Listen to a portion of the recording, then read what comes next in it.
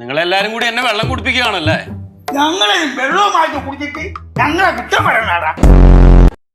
கொஞ்சம் யோசிங்க சார். നിങ്ങൾ പറയുന്ന തമിഴൊന്നും എനിക്ക് മനസ്സിലാവുന്നില്ല. മനസ്സിലായ നീ ഇപ്പൊ കാണായിരുന്നു. തമിഴ് മനസ്സിലാവില്ലെങ്കിൽ പറ്റ മലയാളത്തിൽ ഞാൻ പറഞ്ഞത്. ഞാനിവിടെ വന്ന കാര്യം ഇച്ചായൻ എങ്ങനെ മനസ്സിലായി?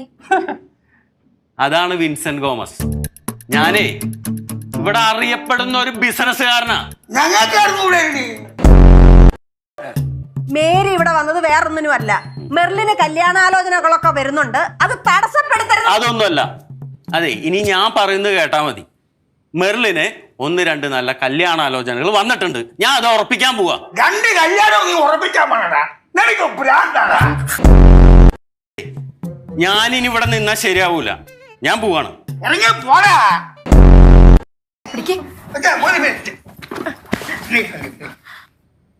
ഇതിനെ എങ്ങനെ നീ സഹിക്കുന്നത്? നീ ആ കൊച്ചിനെ വിളിച്ചോണ്ട് പോകാൻ നോക്കടാ.